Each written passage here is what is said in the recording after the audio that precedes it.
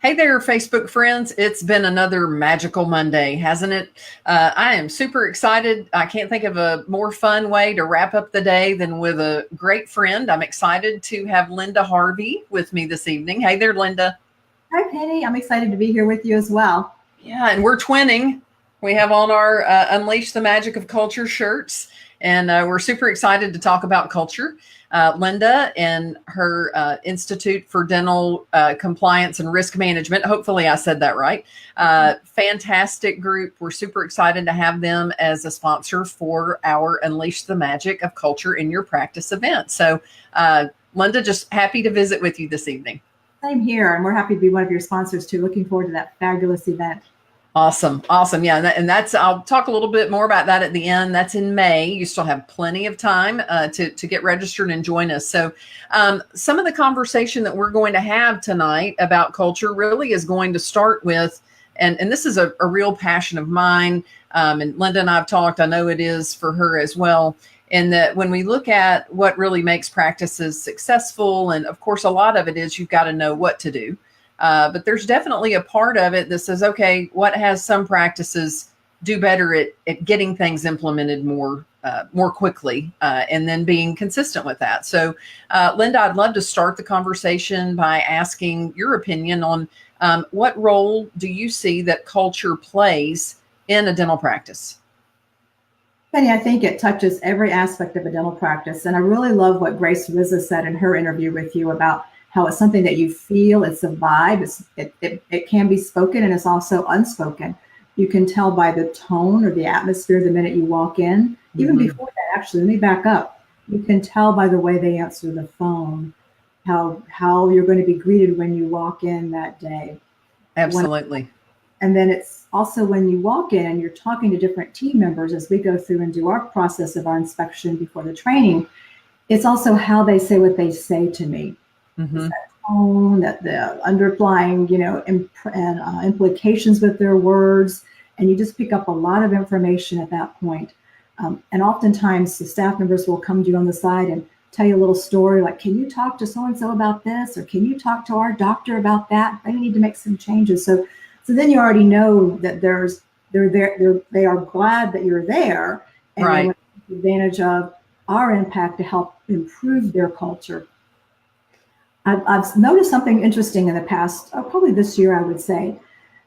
Oftentimes when we're talking to a dentist, they will tell me, oh yeah, OSHA, we're okay with OSHA. We do all right with that.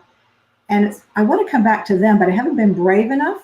What I do though is in a speaking event, I will use this type of story as a rhetorical question to my audience. So I'll say, if you tell me that you're okay with OSHA and you think you've got it, you're doing pretty good, I'm going to ask you to take a look at your website, because at that point it says that you have a great team, you have wonderful credentials, that you provide quality care and a caring atmosphere. And it's like, okay, so where's the disconnect here? Do you want to just be okay with OSHA and just okay with your crowns or your implants, or do you want to excel everywhere? Yeah, that's awesome. And one of the things that I think about too, and I am so grateful for you and for those of you that are in the OSHA and HIPAA realm, because it's one of those areas that it interests me, but I know that I don't have the skill set to be great at it. And it's an awful lot of information to remember. And I can imagine that often when you go in offices, they might be like, right. I mean, I remember when the quality assurance manager, when I used to be in management with Walmart at one of their distribution centers, and I won't say his name since we're on Facebook Live, because, he could have some long lost, relative or something. And he was a super nice guy, but none of us liked it when he came in our department. Right. But he was there to be sure that we were doing things well. At first I kind of saw him as the enemy. But when you think about that whole safety component, and one of the reasons why I wanted to do this course at Disney was I had an opportunity to do a behind the scenes tour years ago. And I've also taken a couple of Disney Institute courses. And when most people think about Disney, they're thinking, which, hey, I love Disney, right? I mean, you would catch me on the rides, with my hands up. I'm a big kid. But when you think about what's their number one value, and I would think that it's to entertain people. right? Or that it's happiness. And it's safety. You know, how can you have the happiest place on earth and someone have an incident in the park? So with the same way in the dental practice, if we really have a culture, healthy culture to its core, then these things can't be an afterthought, right? How can you have a positive brand? And I know that you speak to this as well. It's one incident that can occur in the practice, whether it's a privacy breach or, you know, something that happened due to a lack of sterilization. I mean, I realize that's a really global thought, but I would love to hear your thoughts on that. Well, that happens. It happens, I think, more than we realize and more than the staff even pays attention or they gloss over it. I want to circle back to two things that you just said real quick. One is a story about Disney. When I was there, probably early days of college with a girlfriend, this was in Orlando, we decided that because it was raining and our flip-flops didn't feel very safe, we were going to go barefoot. And it wasn't even just a couple of minutes before we got kind of tapped on the shoulder. You need to put your shoes back on. And we thought, you're young, you think you know everything at that age, right? So we just thought we were going to be safer barefoot, but they knew better. So, they are paying attention all the time when you don't realize it. And so you bring that thought back into the dental practice. How are you paying attention to the little things that make a difference? And it's how can we also help each other to pay attention to the little things. So in thinking of your manager or supervisor at Walmart, it reminds me of one of my clients here in Jacksonville who has very successfully implemented what's called the lean theory in his practice. And the lean theory goes back to the theory of manufacturing, where you strip out all the different pieces of the services that you offer that the patients or in their case, customers don't know about, don't appreciate. You know, patients don't appreciate sitting in the waiting room very long, for example. That's right. Reception area. We give it a prettier title. We make it lovely so it's cozy. We have a refreshment. We give them snacks, or we at least give them fancy coffee. Yes. So he's totally, eliminated that piece. But what I learned from him earlier this year was something called a successive check. So what we do on our team is we're not checking to see who did something wrong or what the error is, but we're checking to make sure that with the successive check that the quality is there that we want when we produce our customized policies and procedures or quality assurance binders or whatever the product is, making sure that we're taking care of each other, from that perspective. And so I think the same thing true of a dental practice. While maybe one or two people may take the lead in sterilization, that doesn't mean that the rest of everybody else should be kind of washing their hands, figuratively speaking. Oh, that's funny. That's good, Linda. I hope you use that in your programs. No pun intended, actually. Oh, that's funny. A mental note of that. And help each other to make sure that those little things get done. And how do you have the communication behind the scenes so that everyone knows that this is where we are in this step of sterilization or whatever other process that you're helping each other. We've worked with one client I'm thinking of here in Florida, sort of on an ASAP need, because they realized that not once but twice in the same morning, contaminated instruments had been put away from the sterilizer before they even ran. Yikes. And it was a communication issue. The culture was shifting because they had a brand new dental assistant who didn't have a lot of experience. And to fill in the gap of needing another dental assistant, they were using a temporary service. So there was two people, assisting the doctor that really didn't have, stable ground and knowing the system in the office. Even though everybody knows literally how to run a sterilizer, but you may not know the processes in that practice. So they called us to figure out what the problem was and how they could make sure that didn't happen again. So there's a lot that can happen in a dental practice without paying attention to those little details for culture. Well, sure. And I've been doing this now, and I'm still learning every day, but I'm in my 25th year now as a dental coach and consultant. And you and I had visited around this a little bit before, in that, we never want to say that things are harder than they were before, right? We want to refer to, and I do this all the time, I'll say, well, when I first became a dental office manager, even I had to walk to work uphill in both directions, barefooted, and carry my lunch in the snow, right? The whole, back when we did it. But now I think, why culture is more important than ever is, one of it is how do we handle our beliefs and our behaviors and our attitudes around change. And the faster that change occurs, the more, I would say, the more it magnifies whether we do have a healthy culture where we can respond to that, or we struggle. And I would imagine that you're coming in and introducing, and by the way, little pop quiz, you're going to be like, oh my goodness, Penny, I'm never going to do anything like this with you again. When, I should know this, when did HIPAA pass? Like when? 500 points for anybody watching, and the points don't count for anything. If you know, don't answer yet, Linda. If you've tuned in, hey there, Catherine. Hey, Tracy. And I see, a couple of other, hey, Andrea, that are tuning in. So if you have a guess as to when the HIPAA Act was passed, it's been in the last 25 years. All right. But go ahead and type that up there. So we'll come back to that in a minute. But as far as your thoughts around the change piece in the office, I mean, what have you seen, let's just say in the last decade, as far as what practices are having to keep up with? Well, they're having to keep up with so much more than they ever have in the past. And reflecting back on my early days as a hygienist, when life seemed so simple, one office that I was in for quite some period of time was just 3 staff members, myself, the receptionist, and the assistant. And we were all called the girls back then, and nobody thought anything of it.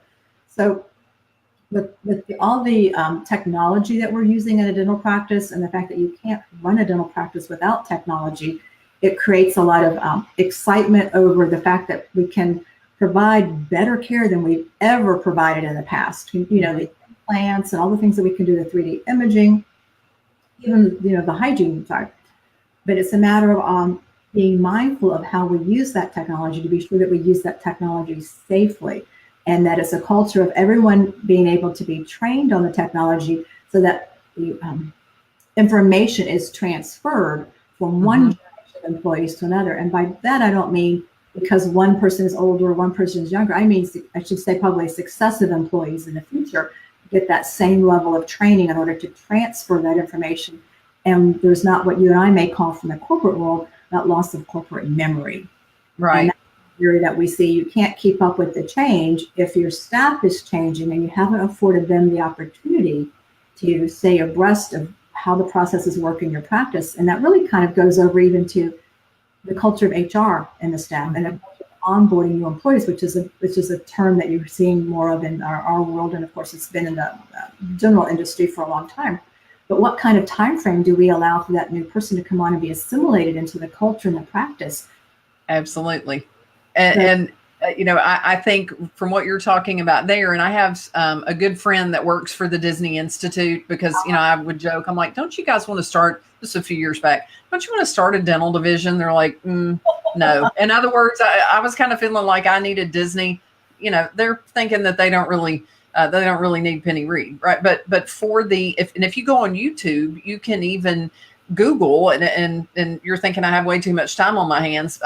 But for their new hires, they go through a course at their Disney University. It's traditions, right? Where they're learning about the heritage and the values. And so, but what happens in the dental office is and it happened to me, right? We got thrown in there. And especially I think in the administrative area where there's no training school, to generate like dental assistant school or hygienist.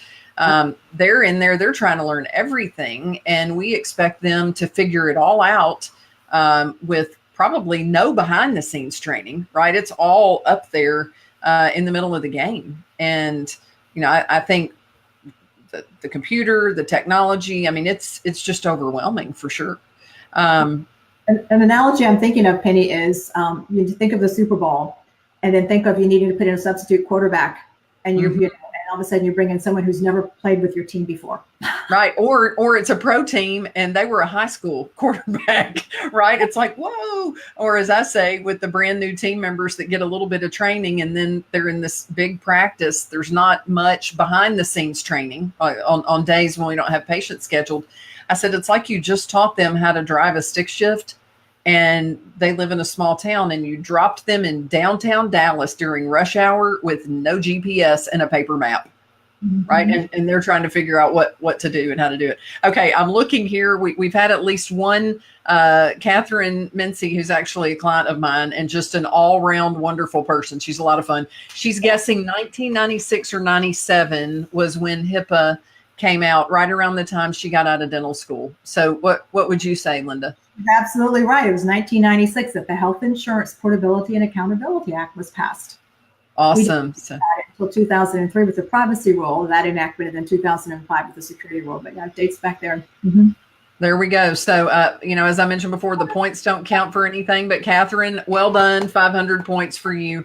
Thank you. Oh, and Linda's given you 500 also. So that's 1,000. So at the end of the Monday, how was your day? I got 1,000 points. So, well, is there anything that you would say as far as, because I know, your background as a hygienist and, I think culture really begins with us as individuals. So, from your beliefs and values that really, has inspired you to create this Institute for Compliance.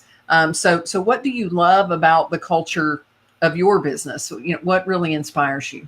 Well, thank you. For me, we look at it from the perspective that we are taking care of those who take care of patients. Mm-hmm. We want them to be freer to do what they love best, and that's practice more dentistry. Mm-hmm. Be a better dentist, be a better hygienist, be a better office manager, everybody. So we're taking care of them to take this piece off their plate. Yes, they have some accountability to have a role on this compliance team as well. But when you have some expert assistance, it just takes that pressure off of having to know everything firsthand yourself and not having to go to the great Google and search something and hope you found the right article or a credible article, or rely on something you did at your last practice that may or may not be up to date. Mm-hmm. So we look at ourselves from that perspective. And actually, the Institute for Dental Compliance and Risk Management was founded about 5 years ago. And it was a vision that I had to help raise up the next generation of compliance experts in dentistry. We've been learning things from going to seminars over the years or reading articles, but really, we haven't sat down and really talked about the law and what it really says so you can be more familiar with that piece. And so that's where we came from, to help empower the team member who's in charge of OSHA or the team member who's in charge of the HIPAA compliance to really be aware of the full piece of that and not have to sit down and memorize a manual. I love it. Yeah, I love it. And I've launched, which in a minute I'll put up here on the screen, some information about the event. But we've also launched recently a page that really is about culture, not necessarily related to the event, but it's Magical Dental Teams. And that's the result of having a healthy culture, right? It's that you've got the right leadership in place. The team knows what they're supposed to be doing. They take care of patients. They're accountable, and it's like magic. And that's what I'm thinking when you've got a team of people that knows what's going on. The doctor can, because they're ultimately accountable, right? If there's a news story that comes on and somebody didn't handle something the right way in sterilization, it's not, Susie Joe, which hopefully, that I'm using the name Susie Joe because I don't think I have a Susie Joe in any of my offices. I'm trying to protect HIPAA, right? Except that doesn't apply to dental team members. But it doesn't come back on her. It comes back on the business owners. Same with the privacy breach, right? They're really not calling out the name of that individual. The public embarrassment and the fines are all levied upon, upon the dentist, upon the practice owner. Yeah. Which isn't very magical. No, it's not very magical. No, not at all. With members. So kind of going back to Disney and whether it's about the theme parks or, how they've been able to scale, not even thinking about their TV networks, but, with their different resorts, how do you see just that Disney culture being something that dental business owners and office managers and team leaders can learn from as far as, how they're able to be consistent? How do you think that could be relatable for a dental office? Well, I think one piece goes back to the example I shared earlier about my girlfriend and I trying to walk barefoot in Disney. It's paying attention to the details. And while you're busy looking at the details down in one person's mouth, that oral cavity, we still have to be mindful of all the details around us throughout the day. But it's not letting the mind stay too focused on those so that you miss something at hand. So it's a balance between, and it's a constant shifting balance. There's not a perfect balance, but it's a balance between staying focused on this patient at hand and this task. So that way you're not too far ahead, because what we found and read over the years is that medical errors and patient mishaps occur when we have breakdowns in our processes. And sometimes there's usually a human person at that breakdown, at that sharp end when it happens. But more likely than not, it's the process that has failed and caused that employee to make that error, which perhaps injured the patient or almost injured the patient, such as instruments that weren't sterilized. So it comes back to paying attention to the details in the practice and making sure that you understand what those details are. That's one thing that a big similarity that I see. Yeah, and training and onboarding would be a second thing. Having enough team members, those would be two big points. Oh yeah, and Disney's, they run their people back through that traditions program, and I think that's one thing that sometimes when we're blessed enough to have people on board and they've been there for a while, to think that they don't need to have a refresher. What is it, Simon Sinek? Remember why you started? It can definitely, and thank you, Grace, is affirming here, knowing the process it's a great point. And it really is a reflection upon the brand and upon the patient feeling, they're trusting that these things are being taken care of. So I'm going to go ahead and put up here, I didn't want to block your beautiful logo on your t-shirt or any part of your face. I do want to direct folks towards the event website, magicaldentalretreats.com. And of course it's at Disney. And I'll be sharing more as far as my why for doing that in the next several weeks. But it's May the 3rd and 4th of 2019. And I'll put that date up there. But we've got an awesome promotion going on. I'll let you guys go out to the website and see that, because I mainly want to have fun with the conversation about culture. But there's a really great book that I read, and Linda, you'll have to you can pretend, even if I have already told you this, you can pretend that I didn't tell you. It's If Disney Ran Your Hospital, 9.5 Things You Would Do Differently by Fred Lee. And I bought the book because, well, you can tell I'm pretty crazy about the whole organization, just the creativity, the consistency, how they managed to grow. And the book was fascinating to me because, hospitals are gauged on a completely different scale than the dental offices are. There's a reporting, a survey process, a poll, the Press Ganey, I believe is the name of it. And they're all compared to each other on a variety of different metrics. And if you think about it, what would it be like right now, in dentistry? And I'm going to go ahead and, I can't type and talk at the same time. I'm going to go ahead and put that event date here on the banner.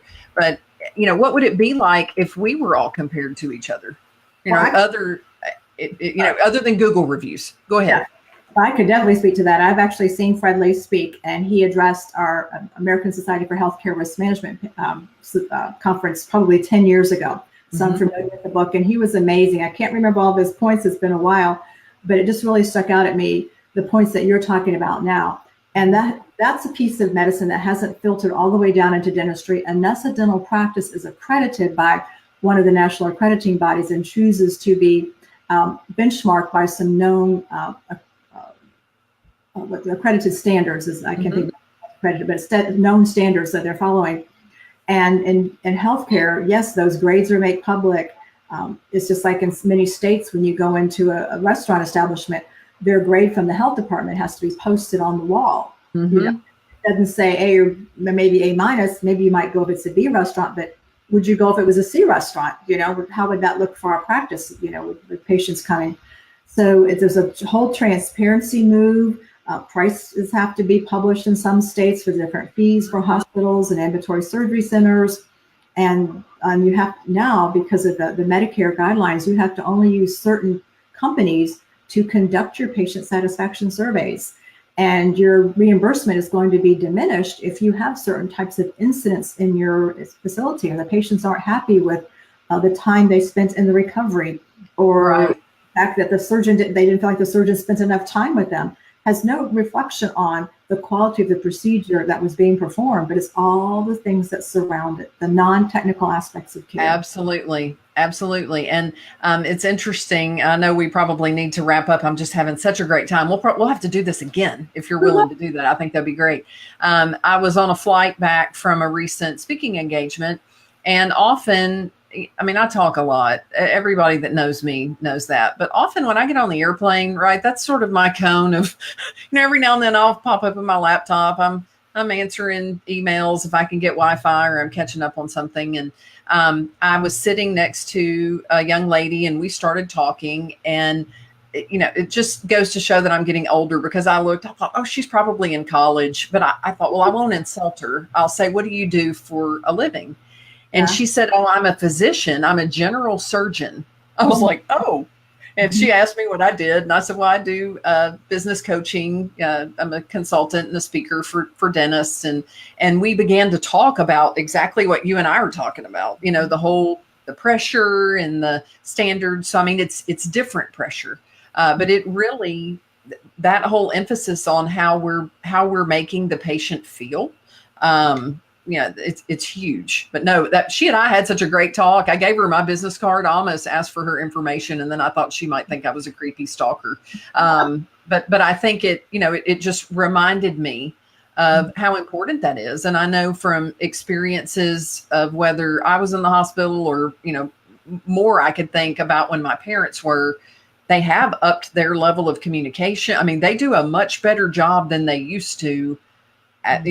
Not that people don't still have negative experiences. But that's awesome that you got to hear Fred Lee. I think he passed away in March of 2017. I'd so hoped to get to hear him, but his book is absolutely phenomenal. Very inspiring. Awesome. So we had also talked about, just to kind of wrap up, let's have a little fun. Okay. Who would you say is your favorite Disney character? Oh my gosh, there's so many, but I'm going to tell you, it's going to have to be Cinderella. And here's why, not because obviously I'm not blonde or want to be blonde. I'm happy. But with the miracles of modern technology, if you wanted to, you could be blonde. I could. That's right. It's because she was transformed, and we saw her be transformed into the beautiful princess. And I feel like that transformation is something that we help dental practices go through with their whole compliance program. Mm-hmm. And it's an ongoing process, because it's just like success is a journey and life is a journey. There's not just one stop, and it's not just get your customized policies and procedures and you're done.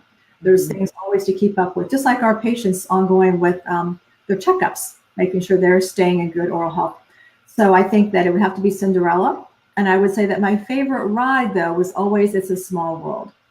I think really magical about the song. So yeah, I was about to say, so tell me what you love about it, because we used to get on that one primarily because it was air conditioned, right? And our feet were tired. But what do you love about It's a Small World?